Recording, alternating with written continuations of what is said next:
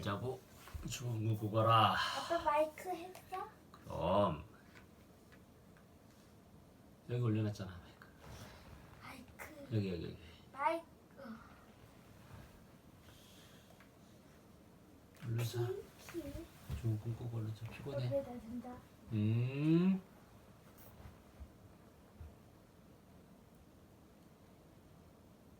신기한 그림. 신기한 그림에서 쌀이 줄줄 쏟아지네요. 끼니 때마다 한 사발씩만 쌀을 받았으면 좋았을 텐데. 욕심 때문에 마당이 넘치도록 쌀을 받고 말았어요. 그런데 그 쌀은 궁궐 곳간에서 나온 쌀이었지 뭐예요. 선비는 꼼짝없이 쌀 도둑으로 몰리고 말았지요. 이렇듯 지나치게 욕심을 부리면 화를 입는다는 것을 깨우쳐주는 이야기예요.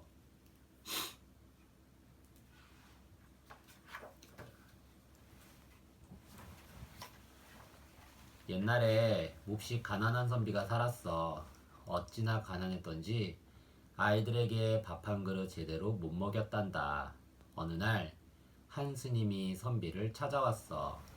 스님은 어릴 적 선비와 함께 글 공부하던 친구였지. 여보게, 그동안 어찌 지냈는가? 아니, 이게 얼마만인가? 어서 오시게. 선비는 반갑게 스님을 맞이했어. 저녁 때가 되자 선비의 아내가 울상을 지었어. 쌀이 한 톨도 없는데 어떡해요? 나물죽이라도 정성껏 끓입시다. 아내가 김이 모락모락 나는 죽을 내오자 아이들이 침을 꼴깍꼴깍 삼켰지. 이리 가난하게 사는 줄은 미처 몰랐구나. 스님은 마음이 무척 아팠어. 스님이 밥상을 옆으로 물리더니 말했어. 이보게, 내가 그림 한 장 그려줌세. 선비가 붓과 종이를 가져오자 스님은 쓱쓱 닭을 한 마리 그렸어. 그림 속 닭은 마치 살아있는 듯 했어. 금방이라도 꼬꼬댁 울 것 같았지. 스님은 그림을 뒷방 벽에 척 붙이더니 지팡이로 닭의 부리를 톡톡 두드렸어. 그러자 부리에서 쌀이 주르르 쏟아지는 거야. 어떻게 이런 일이? 선비는 너무 놀라서 입이 딱 벌어졌지. 이 일은 자네 혼자만 알고 있게. 끼니 때마다 딱 한 사발씩만 쌀을 받아야 하네. 스님은 말을 마치고 훌쩍 떠나버렸어. 그날부터 선비는 끼니 때마다 아내에게 쌀을 한 사발씩 내주었어. 그 쌀로 밥을 지어 온 가족이 배불리 먹었지. 문득 아내가 궁금해서 물었어. 여보, 집 밖에 나가지도 않으면서 쌀은 대체 어디서 나는 거예요? 다 방법이 있으니 그건 묻지 마오. 선비는 스님과의 약속을 지키려고 입을 꾹 다물었지. 아내는 점점 더 궁금해졌어. 그러던 어느 날 선비는 여느 때처럼 쌀을 받으러 뒷방으로 갔어. 아내가 몰래 따라오는 줄은 꿈에도 모르고 말이야. 어머나, 여기서 쌀이 났군요. 깜짝 놀란 선비는 아내에게 단단히 일렀어. 쌀은 끼니 때마다 꼭 한 사발씩만 받아야 하오. 그리고 이 일을 절대 입 밖에 내지 말구려. 하루는 선비가 동네 잔치에 가느라 집을 비웠어. 끼니 때가 되자 아내는 뒷방으로 들어갔지. 그런데 쌀을 한 사발 받고 나니 불쑥 욕심이 났어. 이 쌀을 내다 팔면 큰 돈을 벌 수 있을 텐데.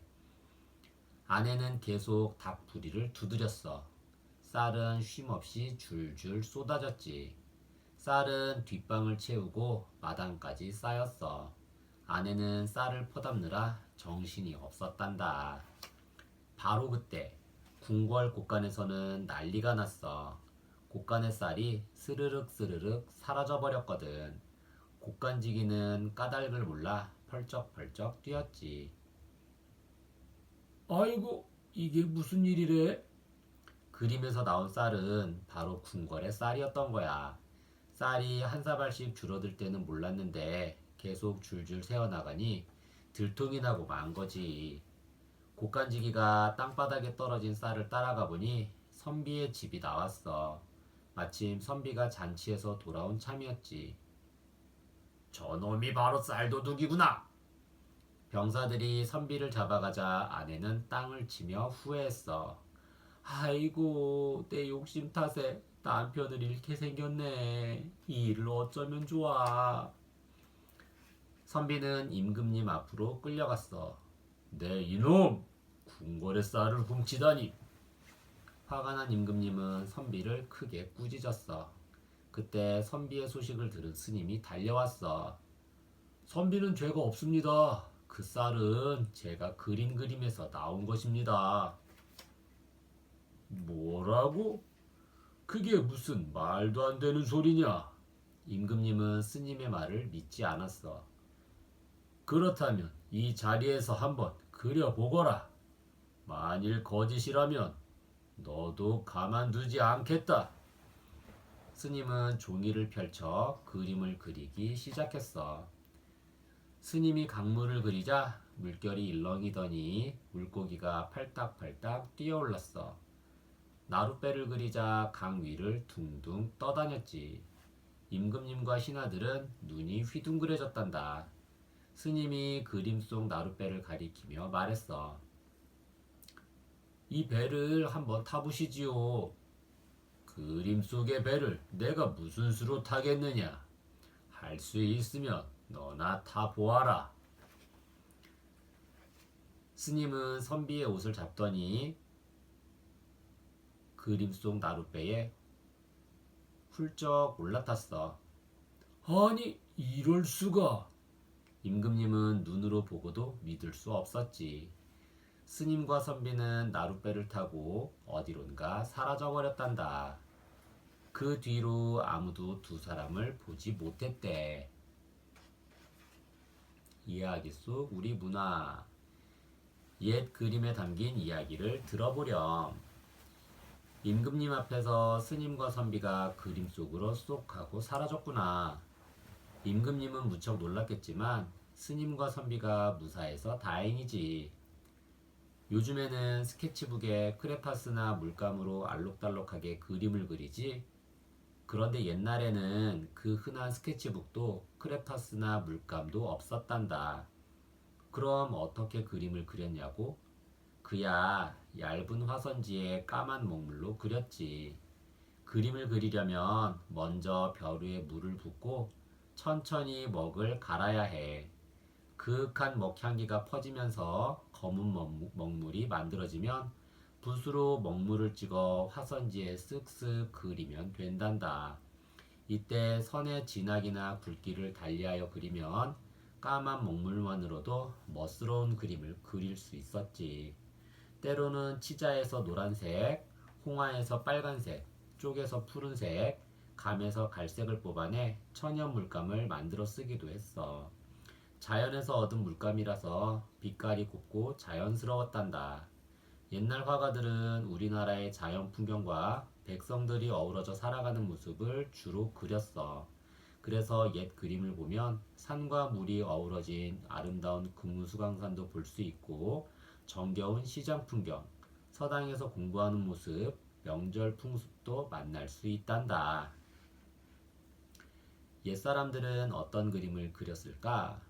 옛날 사람들은 주로 자연과 사람, 동물의 모습을 그림에 담곤 했단다. 멋스럽기도 하고 때로는 익살스럽기도 한 옛 그림들을 만나볼까? 자연 풍경을 그린 산수화. 조선시대 화가인 정선이 인왕산을 직접 보고 그린 그림이야. 바위는 먹물로 대담하게 그리고 나무들은 아주 가늘고 자세하게 그렸지. 그림을 찬찬히 보렴. 마치 산 앞에 서 있는 듯한 느낌이 들지 않니? 사람들의 삶을 생생하게 담은 풍속화. 별을 타작하는 모습을 그린 그림이야. 김홍도가 그렸는데 쉴 새 없이 일하는 평민과 담뱃대를 입에 물고 느긋하게 드러누워 있는 양반의 모습이 생생하게 담겨 있지. 이렇게 사람들이 살아가는 모습을 그린 그림을 풍속화라고 한단다.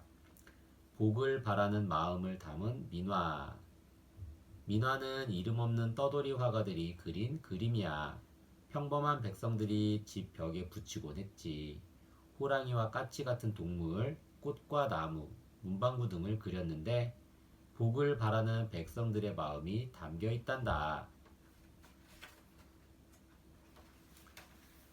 이야기랑 놀자. 조선의 천재 화가 김홍도의 그림이란다. 김홍도는 임금님의 얼굴이나 나라의 중요한 행사를 그리는 도화서의 화원이었어. 김홍도는 우리나라의 자연 풍경에서부터 사람들 모습까지 두루두루 잘 그렸는데 그 중에서도 평범한 백성들이 살아가는 모습을 생생하게 그린 풍속화로 유명했단다. 임금님이 그의 그림을 보고 백성들의 생활을 살필 정도였다니 대단하지? 백성들의 표정과 행동을 익살스럽게 그린 김홍도의 그림을 만나보렴. 빈 족자에 김홍도의 멋진 그림 스티커를 붙여주렴.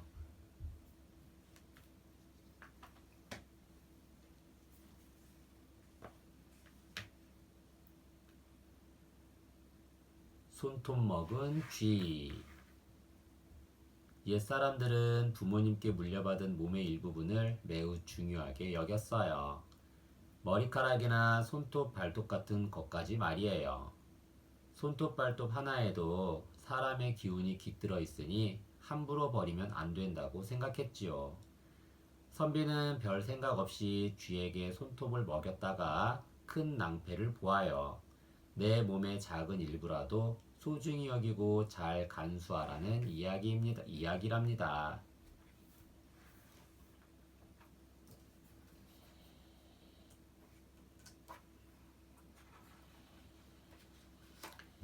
옛날에 한 선비가 글 공부를 하려고 산속에 있는 절에 들어갔어. 선비는 방에 틀어박혀 오로지 글만 읽었어. 그러던 어느 날 밤, 방 안에 쥐 한 마리가 뽀르르 들어왔어. 쥐는 한참 동안 선비를 바라보다가 다시 쪼르르 가버렸어. 그러더니 매일 선비를 찾아오는 거야. 혼자서 외로웠는데 너라도 와주니 반갑구나. 선비는 쥐에게 먹다 남은 밥알을 주었어. 하지만 쥐는 거들떠도 안 봤어. 하루는 선비가 손톱 발톱을 깎고 있었어. 그런데 쥐가 뽀르르 다가오더니 그걸 날름 먹는 게 아니겠어? 허허, 별일도 다 있군. 그때부터 선비는 손톱 발톱을 자르면 일부러 방구석에 놔두었어. 그러면 쥐가 냉큼 달려와 오물오물 잘도 먹었지. 그러기를 1년쯤 지났을까? 어느 날부터 쥐가 나타나지 않는 거야. 선비는 궁금하기도 하고 괜스레 섭섭한 마음도 들었어. 그놈이 어디로 갔을까? 절간 구석구석 샅샅이 뒤져봤지만 쥐는 어디에도 보이지 않았단다. 또다시 1년이 지난 뒤 선비는 마침내 글공부를 끝내고 집으로 돌아갔어. 식구들은 잘 있을까? 빨리 보고 싶구나. 선비가 활짝 웃으며 대문을 열었는데 이게 어떻게 된 일이야? 자기랑 똑같이 생긴 사내가 대청마루에서 부채질을 하고 있지 뭐야. 선비는 깜짝 놀라 소리를 질렀지. 내 놈은 누구냐? 그러자 사내도 지지 않고 큰 소리로 맞받았어. 그러는 너는 누군데 남의 집에 와서 행패냐? 티격태격 하는 소리에 식구들이 달려왔어. 아니 이럴 수가. 똑같이 생긴 사내 둘이 싸우고 있으니 식구들은 입이 쩍 벌어졌지. 쪽 찢어진 눈에 넓적한 턱, 수염 한 올까지 똑같으니 누가 진짜인지 알 수가 있나. 아내는 진짜를 가리려고 문제를 냈어. 우리 집 숟가락이 모두 몇 개예요? 진짜가 자신있게 말했어. 식구가 5이니 5개지. 그러자 가짜가 이러는 거야. 어젯밤에 내 숟가락이 부러졌으니 4개가 맞지. 아내가 또 문제를 냈어. 우리 집 항아리와 닷은 몇 개예요? 진짜는 말문이 막혔어. 살림살이라고는 아는 게 없었거든. 가짜는 척척 대답만 잘했지. 허허, 항아리는 10개, 낫은 5개 아닌가?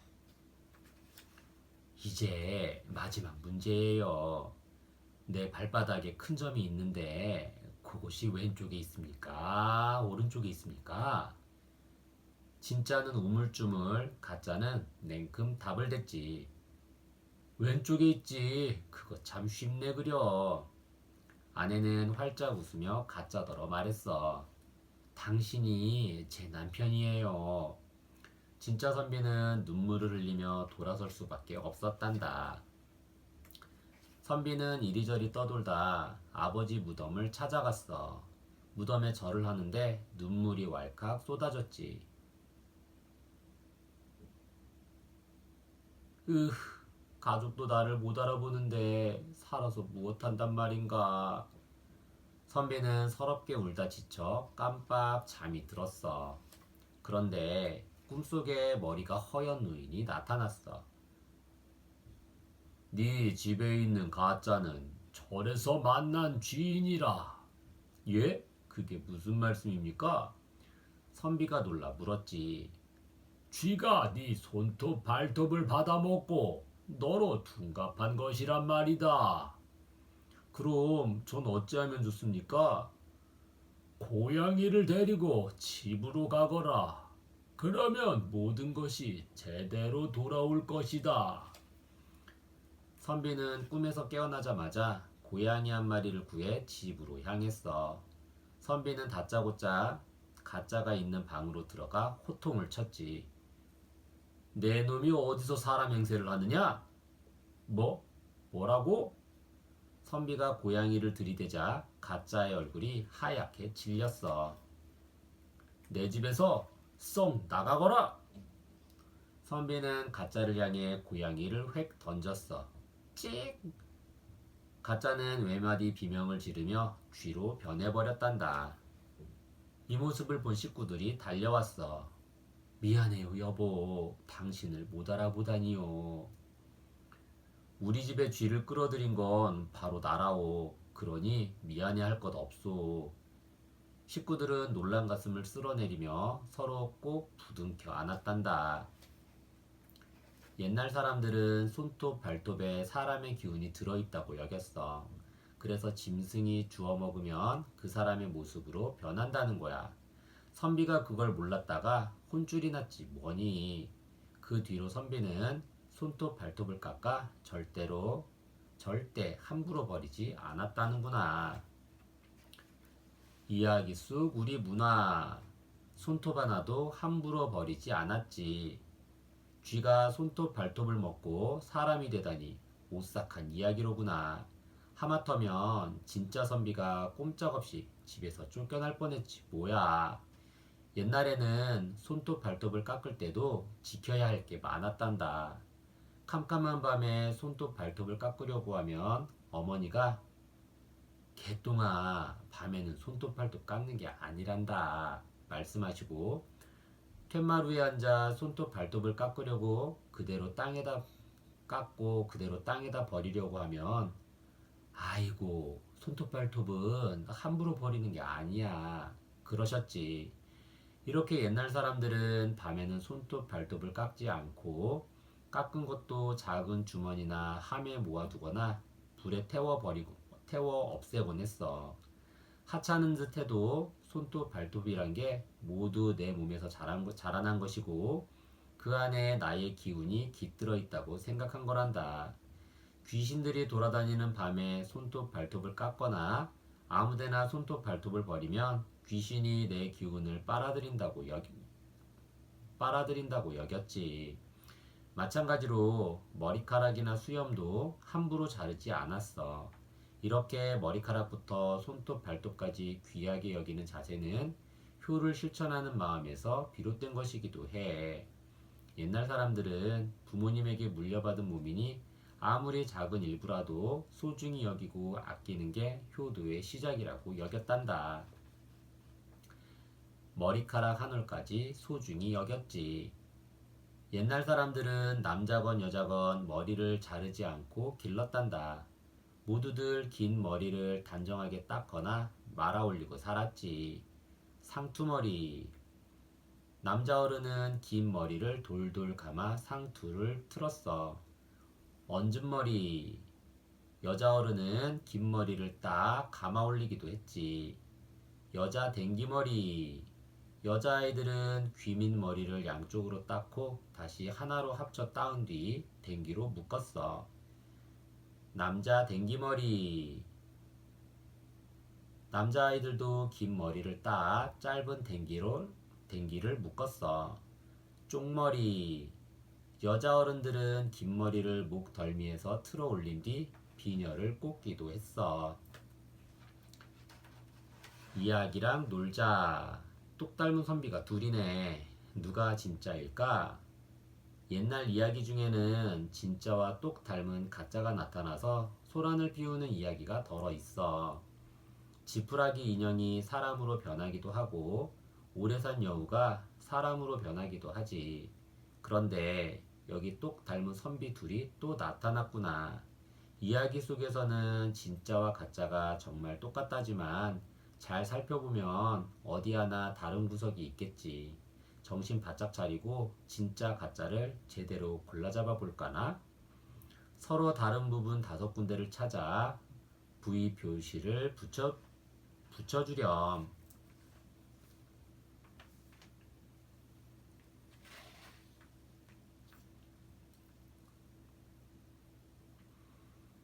젊어지는 샘물.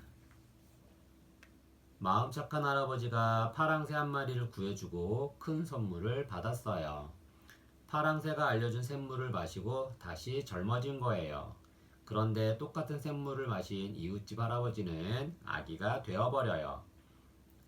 젊어지려는 욕심에 너무 많이 마신 것이지요. 무슨 일이든 도가 지나치면 독이 되는 법이랍니다.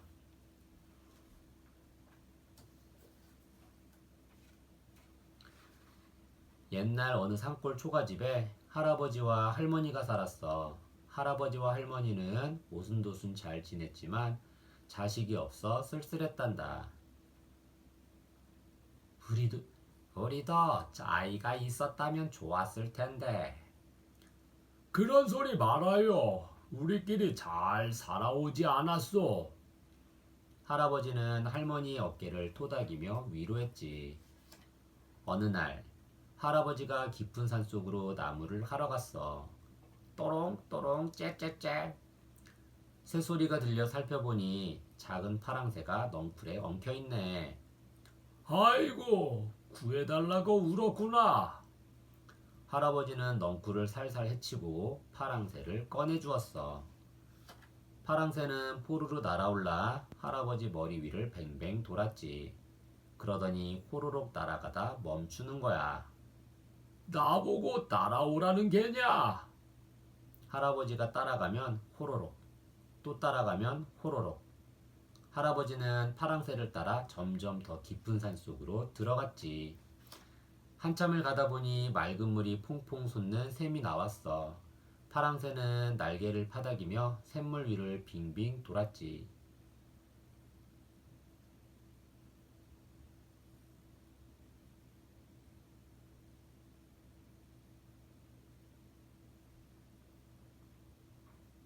목이나 좀 죽이고 갈까?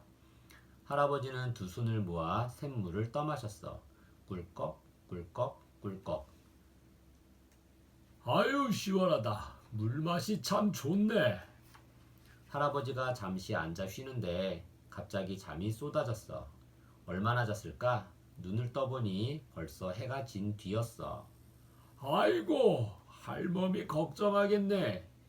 할아버지는 지게를 지고 헐레벌떡 산을 내려갔어. 그런데 이상하지? 나무가 한가득인 지게가 하나도 무겁지 않은 거야. 발걸음도 날듯이 가벼웠단다. 할머니는 할아버지가 돌아오지 않자 이웃 사는 할아범을 찾아갔어. 할아범, 우리 영감이 나무하러 가서는 아직까지 돌아오지 않았다오. 산에 가서 같이 좀 찾아봅시다.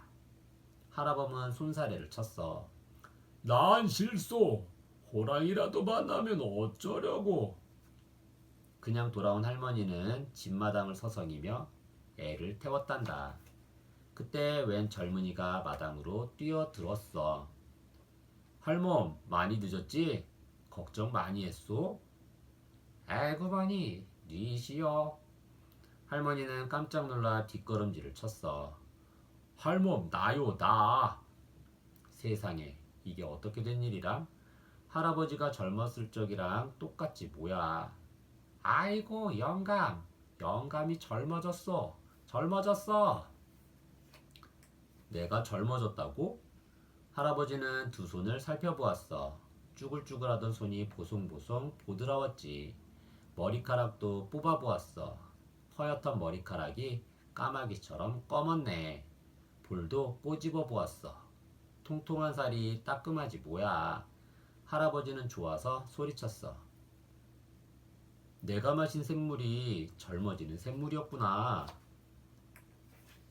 이튿날 아침, 할아버지는 할머니를 데리고 젊어지는 샘물을 찾아갔어. 할멈, 얼른 마셔요. 할머니는 두 손으로 샘물을 떠서 꼴깍꼴깍 꼴깍 마시고는 콜콜 잠이 들었어. 한참 만에 깨어난 할머니는 젊고 고운 새색시가 되었지. 젊은 부부는 폴짝폴짝 뛰어 집으로 돌아왔어. 며칠 뒤 이웃집 할아범이 찾아왔어. 그런데 웬 젊은 부부가 있는 거야. 뉘시오. 영감하고 할멈은 어디 갔소? 부부는 젊어지는 샘물 이야기를 해주었지. 귀가 번쩍 뜨인 할아범은 꼬치꼬치 캐물었어. 거기가 어디요? 나도 좀 가르쳐 주오. 부부는 샘물이 있는 곳도 알려주었어. 이웃집 할아범은 산속으로 달려가 바위 틈에서 솟아나는 샘물을 찾았어. 이걸 마시면 젊어진단 말이지. 할아범은 샘물을 한 움큼 떠서 마셨어. 어디 얼마나 젊어졌는지 보자. 얼굴을 만져보니 여전히 쭈글쭈글했지. 에이, 더 마셔야겠다.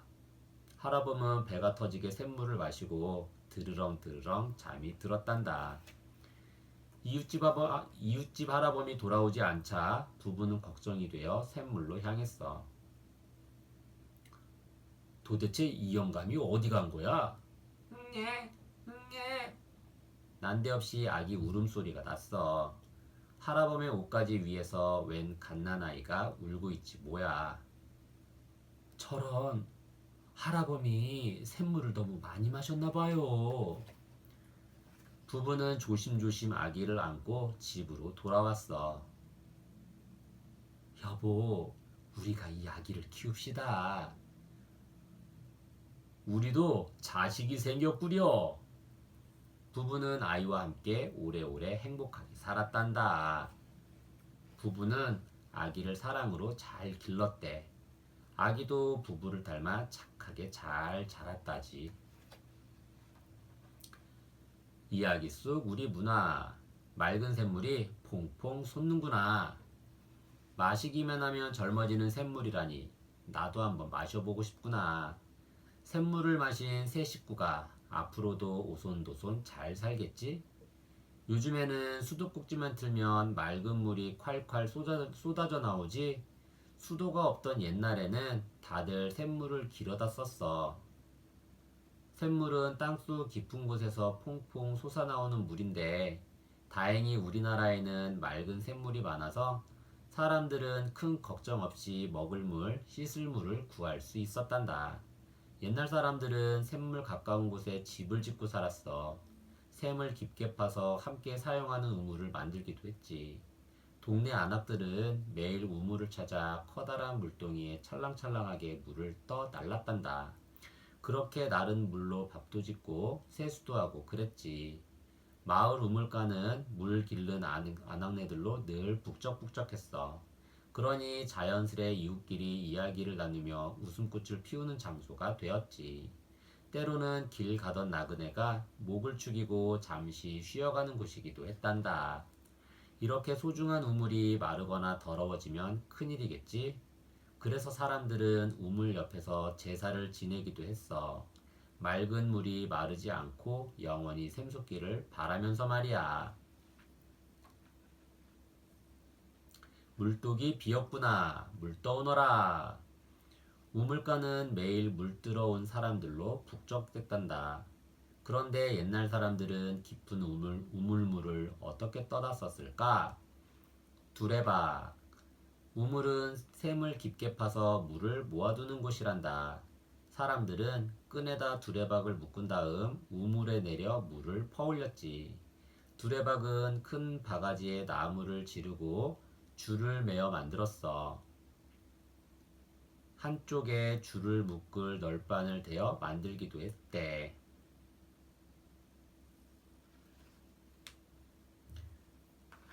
물동이와 또아리.